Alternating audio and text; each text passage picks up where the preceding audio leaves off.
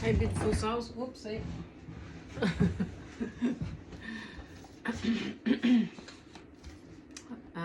Just going to look at Mary and Magdalene. How's your day been? Mine's been pretty varied. Been good though, but I'm about poked.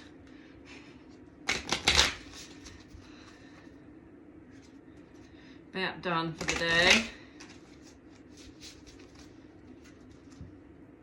What have we got, Mary?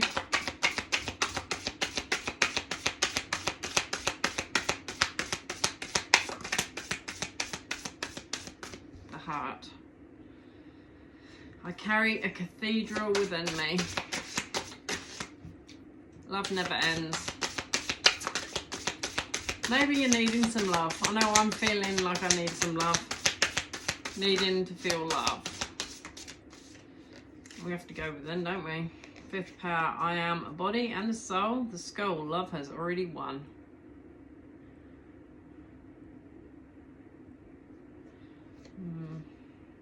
Golden light, healing comes from within.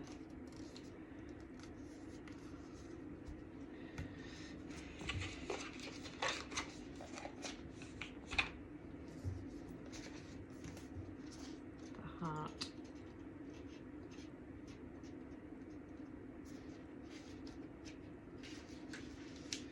I carry cathedral within me.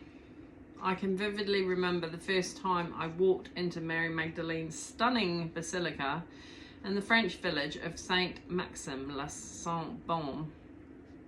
It's as if some part of me never left. It's as if some part of me is still wordlessly staring up at its high vaulted ceiling with rays of otherworldly light flooding in from the stained glass windows. What I've come to understand is that these breathtaking and miraculous cathedrals, these churches, mosques, temples, synagogues, and sanctuaries the world over are meant to reflect the majesty and divinity of what we also contain within us. Here, here.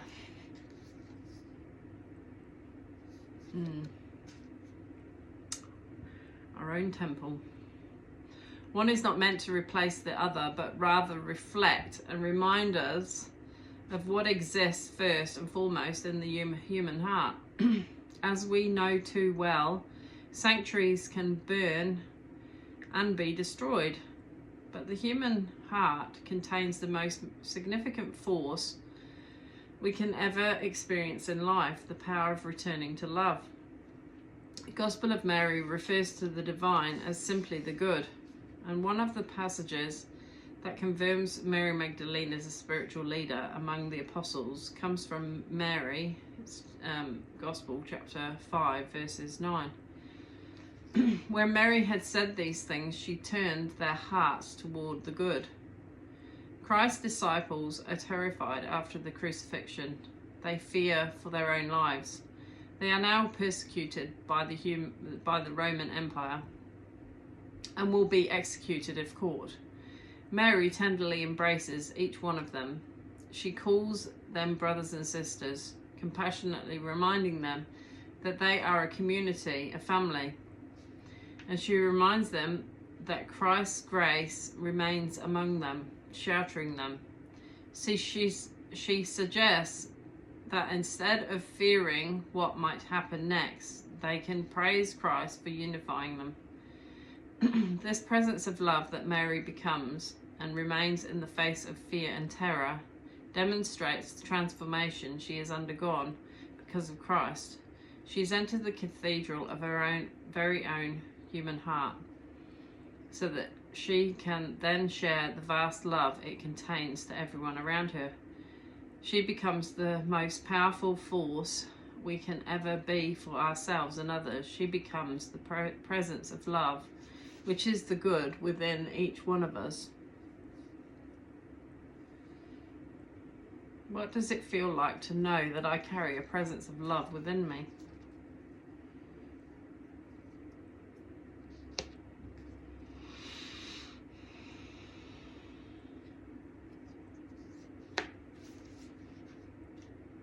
golden light. Healing comes from within. We have the power to use our imagination in the effort of healing. If we close our eyes, we can immerse ourselves in our inner apothecary.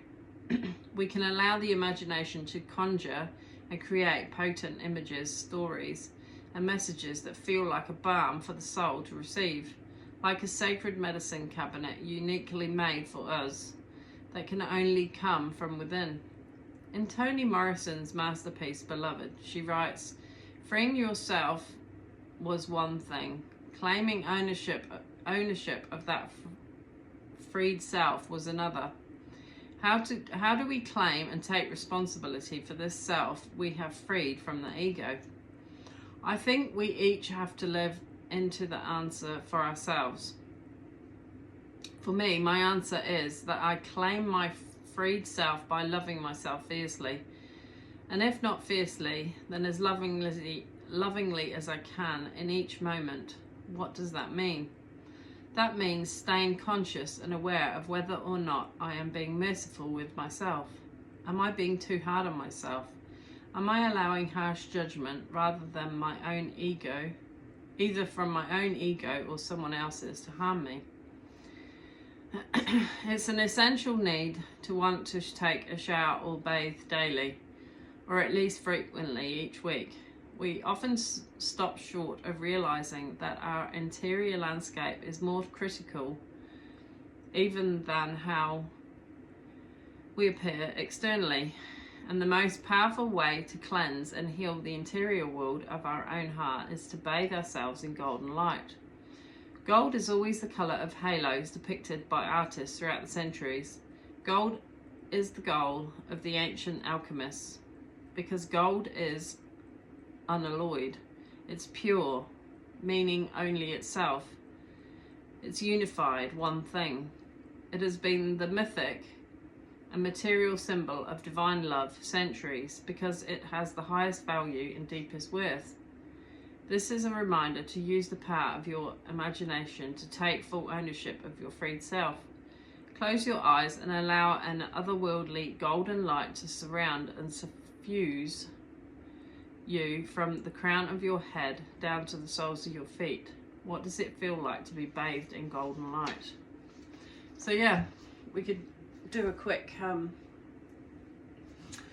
imagine now. Just close your eyes, take a big deep breath in and release, and again and release. Big deep breath in and release. Okay, so just imagining now bringing the golden light. It's at the top of above your crown at the moment, around your aura, probably a foot from the top of your head. Bringing that light now down through the top of your crown chakra, past your third eye, maybe feeling it in the ears. I was just feeling it. The nasal passages. Ooh, yeah. Take that golden light past your ears, down to your jaw and your teeth,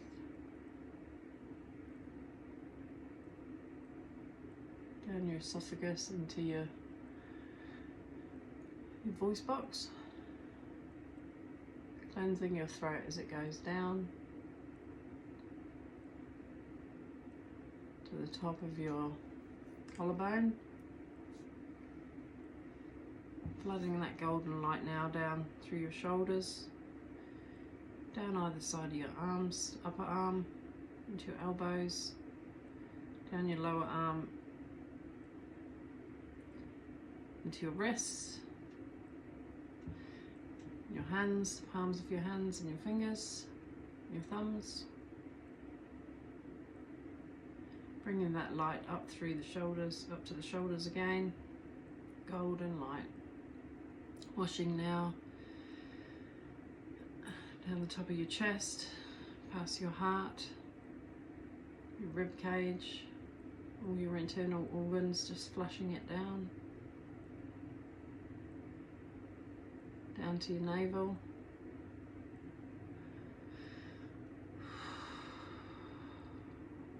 Down now further to your root chakra, cleansing your hips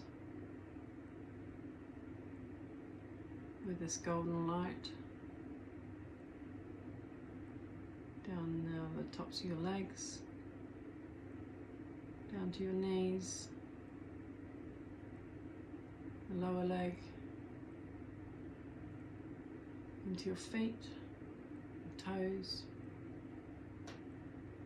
And that golden light is going to go now grounding into the earth, into the magma, the centre of the earth, purifying it even further.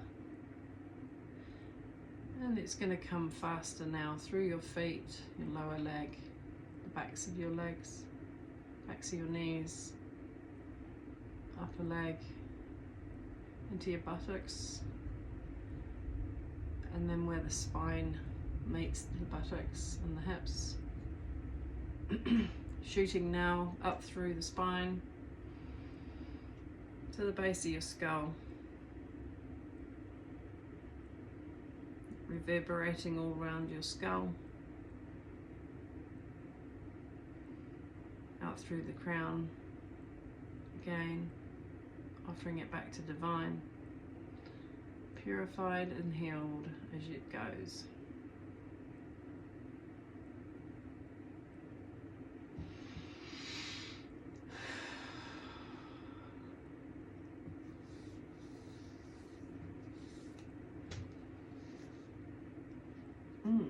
Actually talked about this skull here too.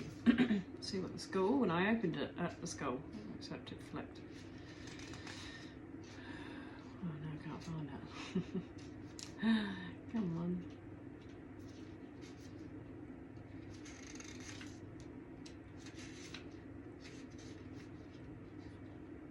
Sure was just on it. There we go. Love has already won. In chapter 9 of Mary's Gospel, the powers of the ego interrogate the soul, demanding, "Where are you coming from, human killer?" It's a bit harsh, isn't it? "And where are you going, space conqueror?"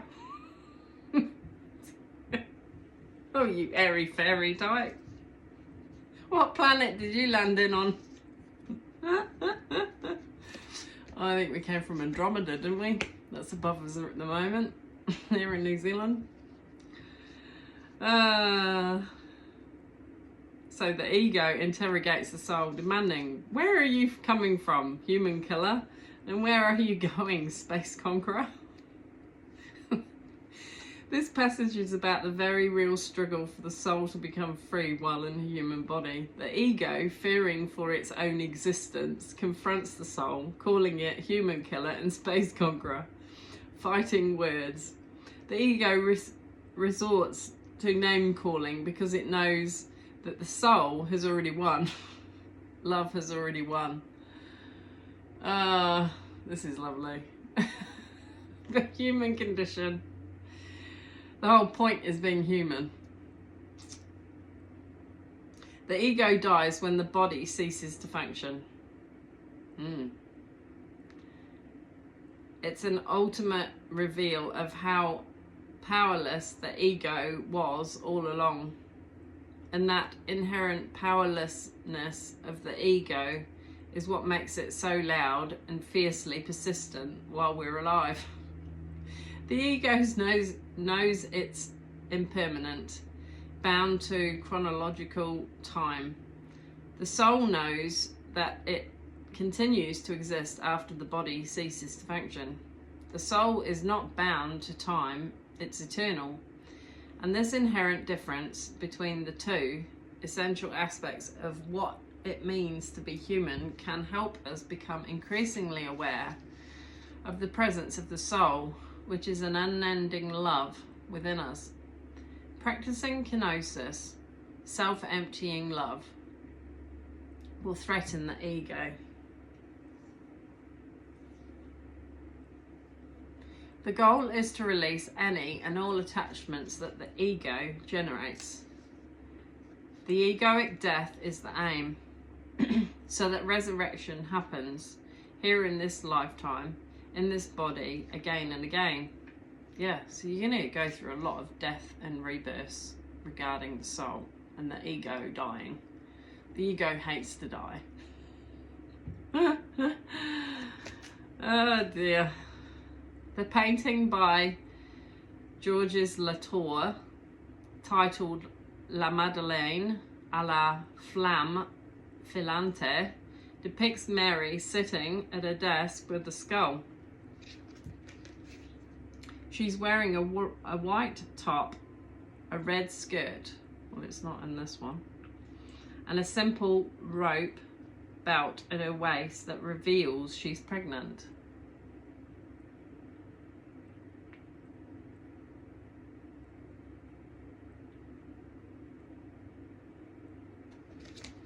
It's not got in colour, but her dress is grey, monotone. She's contemplating the flame that's radiating light. The skull, the new life in her body, the flames dance, all speak to me of the way contemplating death can be liberating. The body will die, as certainly as the flame will eventually burn out. But when we can anchor into what is lasting from within what will end, we know directly that love never dies. The physical presence of Christ is missing. He's glaringly absent, and yet she is full from within of the love that will always and has already won. What does it feel like to know the presence of love within me? Yeah, well, I guess in essence she's a widow here, isn't she?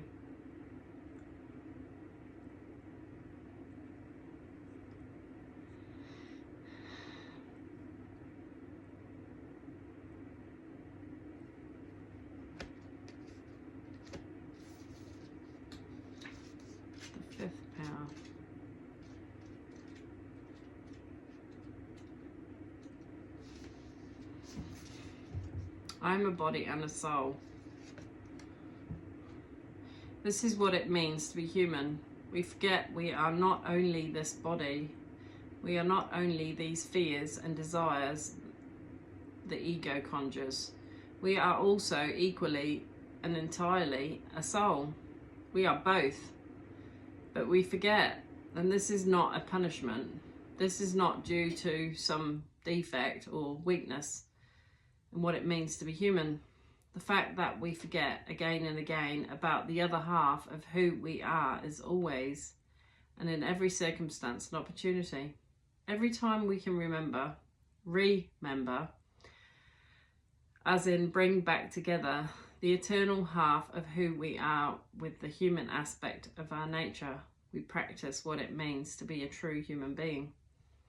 A true human being, according to the Gospel of Mary, is anyone who tries, imperfectly but consistently, to be both their human self and their soul. This, for me, is what Mary is describing in her Gospel when she says, "In a world, I was set loose from a world, and in a type from a type which is above, and from the chain of forgetfulness which exists in time." Spirit's close. I don't know about you, get a really itchy nose, don't you? Oh, Mary! In the midst of being entirely immersed in the fifth power, in forgetting, I bring some fragment of that other half of who I am, some shred of light into the depths. It might be a memory of what it feels like to fall in love at first sight. It might be a memory of a kiss that took my breath away. In a world of the soul, I was set loose from the world of the ego. Oh, and that's bliss. That's a bliss. To be set free from your own ego. And it's beautiful when you can just be present with your soul. This is how the chain of forgetfulness is broken. We remember. We remember what joy it is to be human. We remember the light that pierces through our most tragic moments, if we can have the strength to let it. We remember that we are not just this heartbreak or the ego endures. We are also a love that is stronger than death.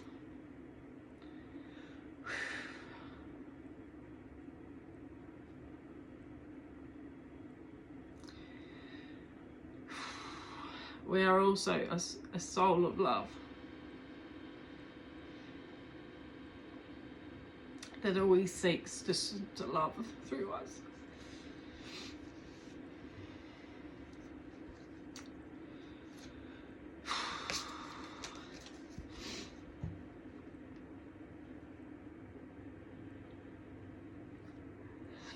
And if you're crying,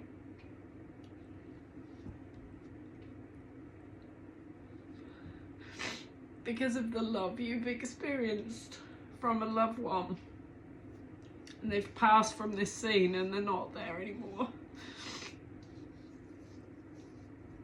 I hear you. But also for the love that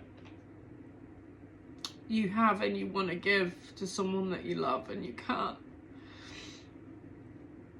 Even be your twin flame.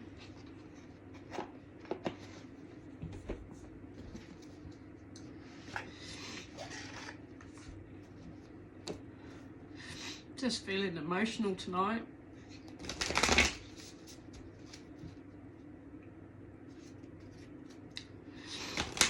Is there any other divine feminines would like to add to Mary Magdalene's account there?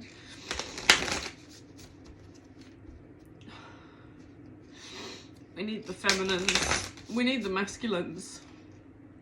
I should get some more masculine inspired cards as well, or even of Jesus. I don't know. I just find them very, I don't know, they're able to help you process the depth of love, what we come from.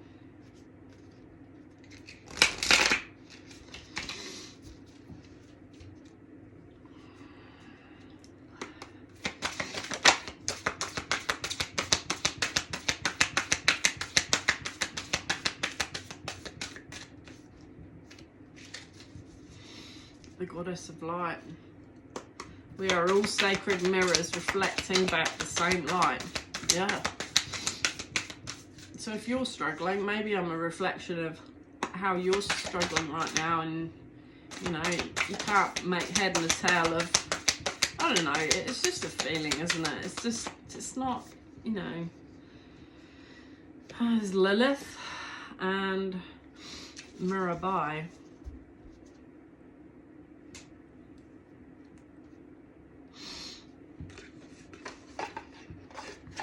No.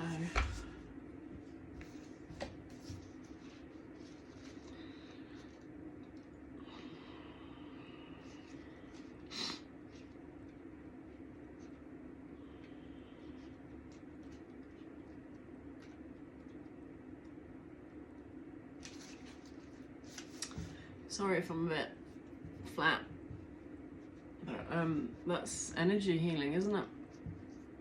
You can't be bouncing off the walls all the time, can you? You have to be real with yourself and vulnerable and be present and love it all. The goddess of light. We are all sacred mirrors reflecting back the same light.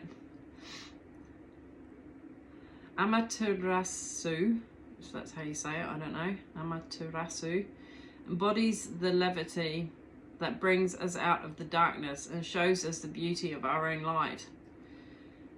I'm just going to say Ama because it's too long a name. I'm sorry. Amaterasu is the most powerful deity in the Shinto religion. She's the solar goddess of Japanese mythology. Her name means shining in heaven. The oldest legends of Amma date back to the 8th century and come from the Kojiki, or the Japanese record of ancient matters. In Shinto, kami are spirits or deities. And the most well-known story of the kami in Shinto is when Amma got in a fight with her brother Susanoo, god of the storms and of the sea. His violence made Amma so upset and angry, she retreated into a cave, leaving the world in darkness. The kami of merriment placed a mirror outside of her cave and laughed so much Amma became curious.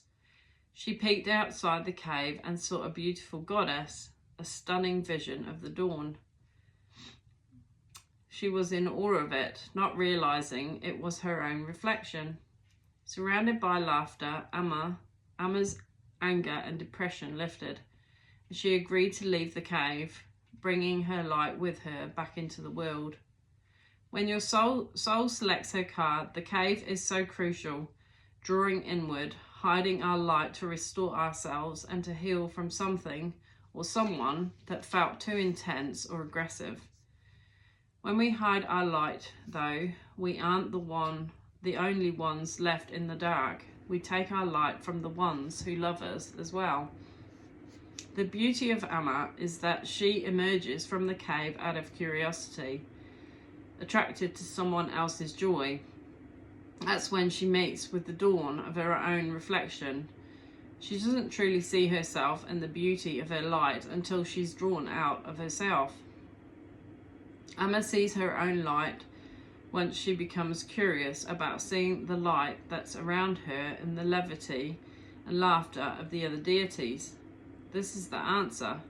If we've been too long in retreat, if we've been hiding our light, not out of self-love and a soulful need for restoration, but out of a reaction to someone else's pain, then we draw ourselves out by focusing on the joy of others.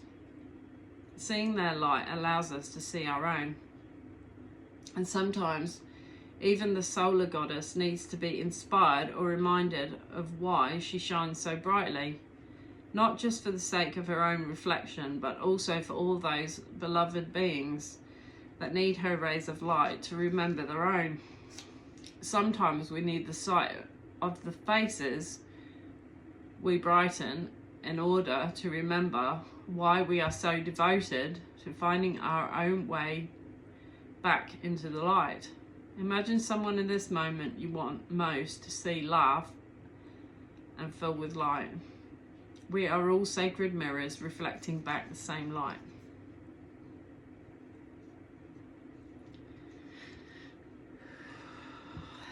It's lovely. Right, Lilith. 142.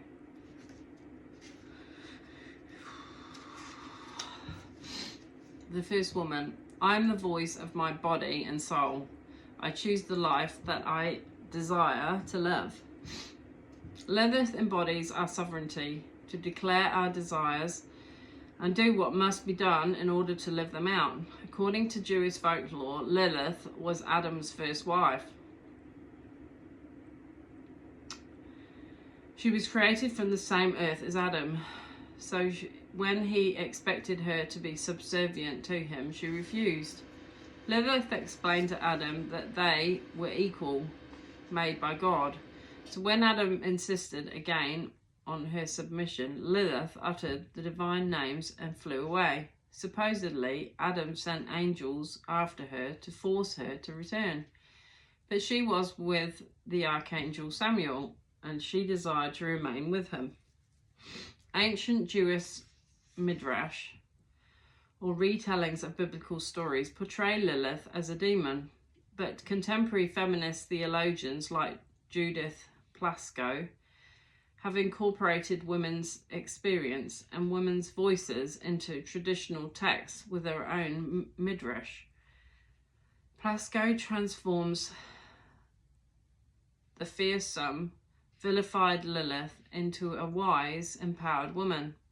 Lilith embodies the emotional and spiritual aspects of our unconscious or unrealized desires, sensuality, and unbridled sexuality. She owns her body and soul completely. For many women, Lilith is an icon of freedom. Lilith is the first woman. She is the woman who refused to be dominated or defined by anyone or anything outside of her. Wow. When your soul selects her card, Lilith asks, what would happen if you left everything behind? She wonders what prevents you from getting to experience all that you desire. Is it you? Is it an idea of someone you have to be? Is it society's definition of what it means to be a woman? Lilith asks the questions that sometimes never fully reach the light of consciousness. Lilith is unclaimed. She is the ruler of her body and soul, and she reminds us that we are too. And not only that, we have a sacred obligation to be the body's fierce protector. If I were entirely equal to everyone else, to every man, excuse me, it's just getting a bit low battery, and every angel like Samuel, what would I choose for my life? If I see myself as worthy, as the first woman ever created by the divine, what more would I ask for? Am I living the life I desire? Am I actually fulfilled sexually in my current relationship? Are there aspects of my sexuality I haven't been able to face and voice? Lilith refused to settle. She answered all these questions within her and took action on the truth she uncovered. Lilith demanded that she meet with what she really desired, and she's here to demand that we all do the same. What does the life I truly desire look like? I am the voice of my body and soul. I choose the life that I desire to live.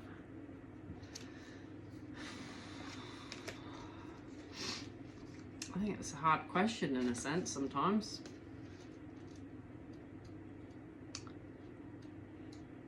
What do you desire?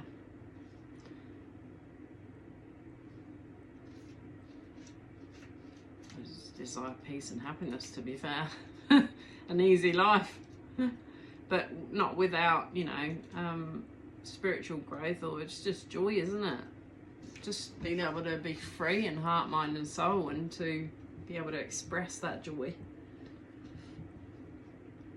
The state of true freedom. Love is what sets me free. I am married to my own soul. Mirabai embodies a love that lets us do what's right for our own lives, no matter what others might think. Mirabai, or Mira, is a Bhakti poet, mystic from Rajasthan, India. She was born a princess in the late 15th century. She unwillingly married Bhoj Raj, the crown prince of Muir, in 1516, but she considered Krishna to be her true husband. Legends say that her husband's family tried to kill her several times for defying the social customs and expectations of a wife. But in each of these legends, Mirabai's love for Krishna would miraculously save her. She wears the Krishna tilaka, forehead marking, as a sign of her devotion to him. Northern India in the 16th century was besieged by violent battles between Hindus and Muslims. Mirabai's husband, father, and father-in-law all died in the war with the Islamic army of Babur, the founder of the Mughal Empire. Mirabai refused to join her husband on his funeral pyre, and again defied social and cultural expectations. She became the central poet saint of the Bhakti movement during this difficult period in Indian history. The Bhakti movement is a spiritual path focused on the cultivation of a personal love for the divine. It's a devotional form of worship that believes anyone can have direct access to the divine regardless of sex, caste, or religion. Mirabai became the symbol of people suffering under the caste system and the persecution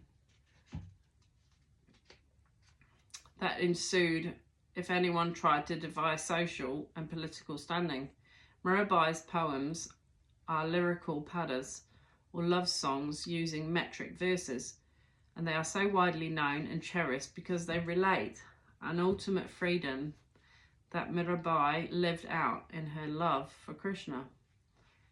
When your soul selects her card, often without even realizing it, we make choices based on external expectations, on how we think other people will perceive our actions. Don't do it. We can beat ourselves up about how it's going to be perceived by others. Who cares how it's going to be perceived by others?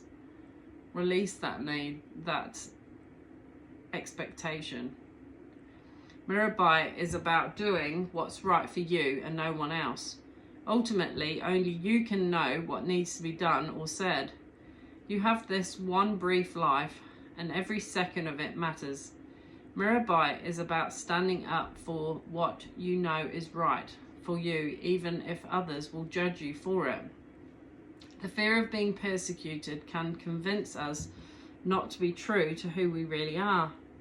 There's a love, though, that's far larger than human constructs and cultural values. Love isn't ethical. Love isn't bound by any idea of what's socially acceptable.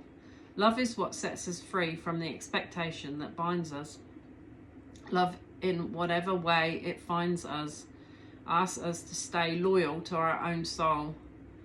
Any outside force or person who asks us to betray our most intimate relationship with the divine isn't acting out of love. For Mirabai, her true husband wasn't the one she was married to.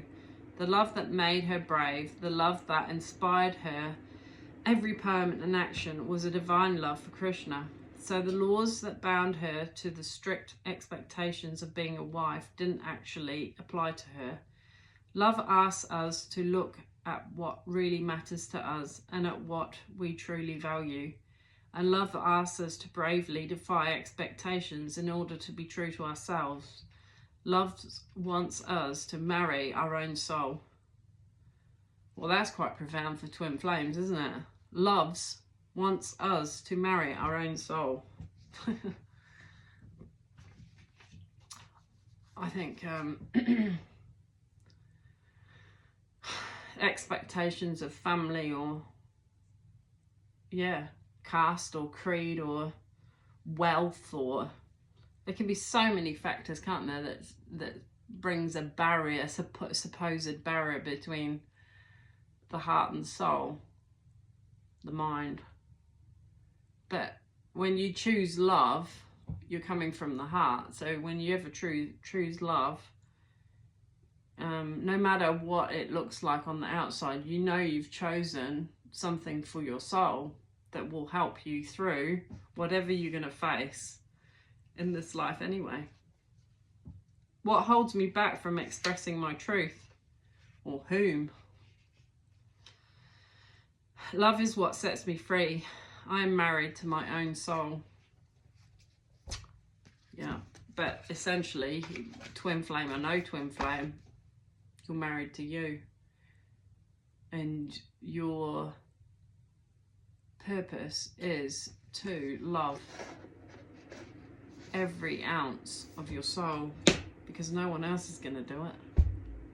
You notice that? You're the one that's always with you.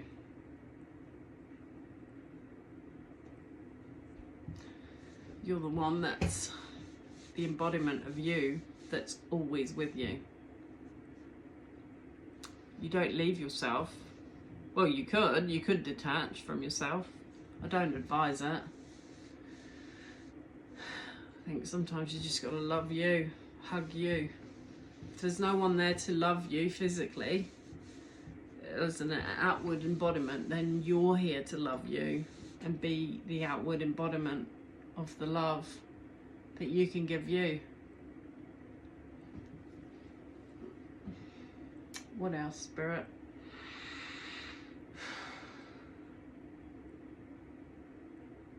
What else?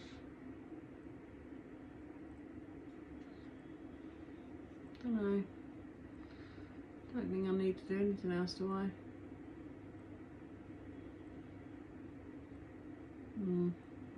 I think I'm gonna go love me. Yeah. Anyway, take a big deep breath in and release. Big deep breath in and release. Big deep breath in and release. Sending you so much love. Go and hug yourself. Go and hug you. I want you to hug yourself right now.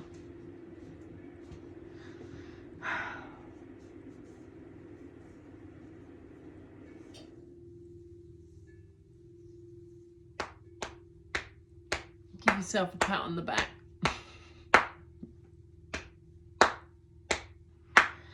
I'm here for you, girl.